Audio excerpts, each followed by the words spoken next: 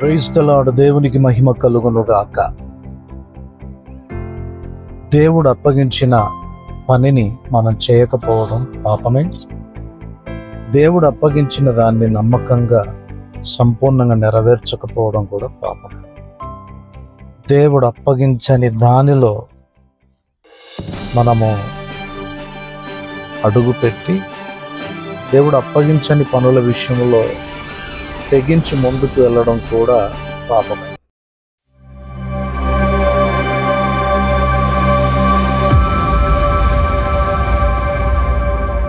ప్రియమైనటువంటి దేవుని బిడ్డలారా, ప్రభు పేరట మీ అందరికీ వందనాలు.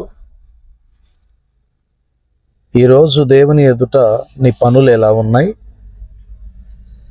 ఆజ్ఞను అతిక్రమించి పాపము చేస్తున్నావా? దేవుడు అప్పగించని లేదా నీకివ్వని పనులలో నీవు నిలబడి దేవుడు సెలవీయని విషయాలలో నువ్వు ముందడుగులు వేస్తూ అవివేకంగా ప్రవర్తిస్తున్నావా? పరీక్షించుకో. ఈరోజు చాలా సంఘాల్లో మనం చూస్తే అప్పగించబడిన పనులను నెరవేర్చకుండా అవిధేయత చూపుతున్నటువంటి వ్యక్తులు ఉన్నారు. తమవి కాని వాటిలో తలదూర్చి అవివేకంగా ప్రవర్తించి అవమానానికి అప్పగించబడుతున్న వాళ్ళు ఉన్నారు. దేవుని వాక్య భాగపులో మనం చూస్తే, దేవుని వాక్యపు వెలుగులు మనం గమనించి చూసినట్లయితే సౌలు యొక్క జీవితం అందుకు నిదర్శనం.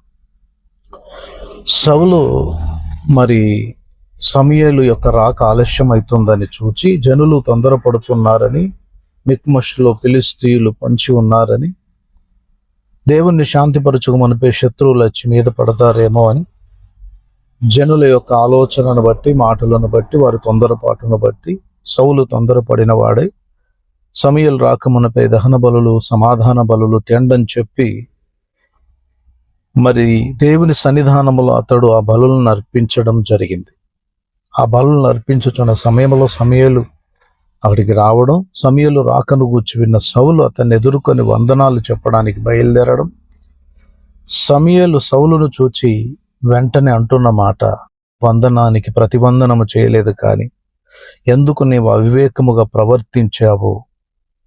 ఇదిగో దేవుడు నీకు రాజ్యమును స్థిరపరచ తలంచను కానీ నీవు అవివేకంగా ప్రవర్తించి దేవునికి విరోధంగా పాపము చేశావు గనక దేవునికి ఇచ్చినటువంటి రాజ్యమును నీ యొద్ద నుండి తీసివేసి ఈ యొక్క రాజ్య పరిపాలన అధికారాన్ని తొలగించి తన చిత్తానుసారమైన మనసు కలిగిన మరొకనికి రాజ్యమును దేవుడు అప్పగించబోతున్నాడని చెప్పాడు.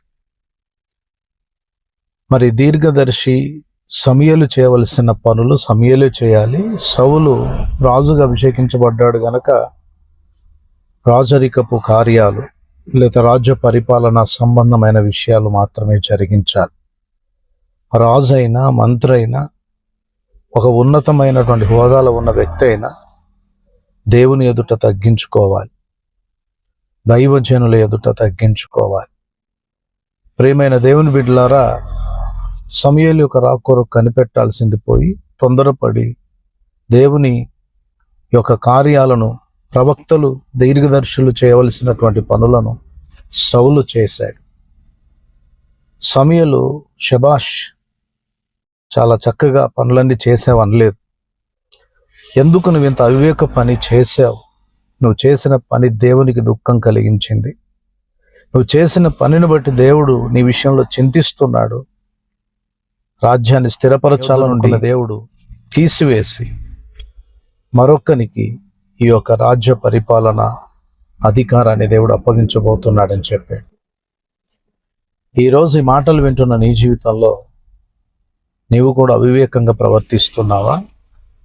దేవుడు, దైవజనులు సెలవీయని వాటి విషయాల్లో తొందరపడి జ్ఞానము, తెలివిని, స్వబుద్ధిని ఆధారము చేసుకొని నాకు అన్నీ తెలుసులే అంటూ నీవు దేవుని చిత్తము లేకుండా ముందుకు అడుగులు వేస్తున్నావేమో జాగ్రత్త. అవివేక పనులు చేసి రాజ్యాధికారాన్ని పోగొట్టుకున్నాడు సౌలు. అదే సౌలు జీవితంలో అమాలేకీల విషయంలో దేవుడు చెప్పిన మాట విషయంలో అవిధేయుడయ్యాడు. తాను సంపూర్ణంగా నెరవేర్చి వచ్చానన్నంత అతిశయముతో విజయ పతాకాన్ని ఎగరవేస్తున్నాడు. కానీ సమూయేలు ఆ విషయంలో కూడా సౌలును గద్దించి, నువ్వు దేవునికి బలులను అర్పించటం కంటే నువ్వు దేవుని మాట వినుట శ్రేష్టం.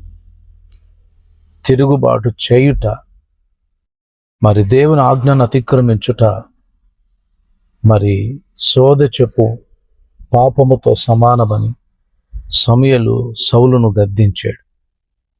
ప్రియులరా, ఒక చోట ఆజ్ఞకు అవిధేయుడయ్యాడు, మరొక చోట అవివేకంగా ప్రవర్తించి దేవుడిచ్చినటువంటి ఆ కృపను పోగొట్టుకున్నాడు. ఈరోజు నీ జీవితంలో కూడా ఒకవైపు అవిధేయతగా ఉంటూ మరొక వైపు అవివేకంగా ప్రవర్తిస్తున్న పరిస్థితులు నీ వ్యక్తిగత జీవితంలో ఉన్నాయేమో పరీక్షించుకోరు. అవివేకంగా ప్రవర్తించకుండా, అవిధేయుడు కాకుండా దేవుని కృపకు అప్పగించుకోగలిగితే దావీదు నా హృదయానుసారుడని ఎలా చెప్పగలిగాడో, ప్రభువు నిన్ను బట్టి ఆనందిస్తూ నిన్ను బట్టి మహింపరచబడదు, నిన్ను అనేకులకు ఆశీర్వాదకరమైన వ్యక్తిగా నిలబెడతాడు, స్థిరపరుస్తాడు. సౌలు యొక్క మరి రాజ్యాధికారము లేదా ఆ యొక్క రాజ్య పరిపాలన చేసేటువంటి రాజుగా ఉండేటువంటి ఆ కృప కోల్పోవడానికి గల కారణం, ఒకటి అవివేకపు పనులు చేయడం, రెండు అవిధేయతగా ప్రవర్తించడం. నీవు కూడా ఆత్మీయ జీవితంలో నువ్వు నష్టపోకూడదు, నీ కలిగినవి నీ నుండి తీసివేయబడకూడదు, దేవుని కృపను వ్యర్థం చేసుకోకూడదని అంటే ఈ రెండు విషయాల్లో నువ్వు చాలా జాగ్రత్తగా ఉండి నీ ఆత్మీయ జీవితాన్ని కట్టుకో. అప్పుడు దేవుని ఆత్మచేతను నడిపించబడతావు. ప్రభువా, నీవే నన్ను నడిపించు అని దేవుని చేతికి అప్పగించుకొని నువ్వు ప్రార్థన చేయగలిగితే, యెషయా 58:11 ప్రకారం యెహోవా నిన్ను నిత్యము నడిపించును అని చెప్పబడిన వాగ్దానం ప్రకారం, నీకు ఆలోచన చెప్పేదను, నడవలసిన మార్గం నీకు బోధించదనని చెప్పిన వాగ్దానాల ప్రకారం ప్రభు నిన్ను ఆత్మీయ మార్గాల్లో నడిపించి తన మహిమ కొరకు సాక్షిగా నిలబెట్టుకుంటాడు. అటు కృప ఈ మాటలు వింటున్న ప్రతి ఒక్కరి జీవితంలో దేవుడు అనుగ్రహించునుగాక. అవివేకపు పనులు చేయకుండా, అవిధేయులు కాకుండా దేవుడు తన కృపలో ప్రతి ఒక్కరిని స్థిరపరచునుగాక. ఆమేన్, ఆమేన్, ఆమేన్.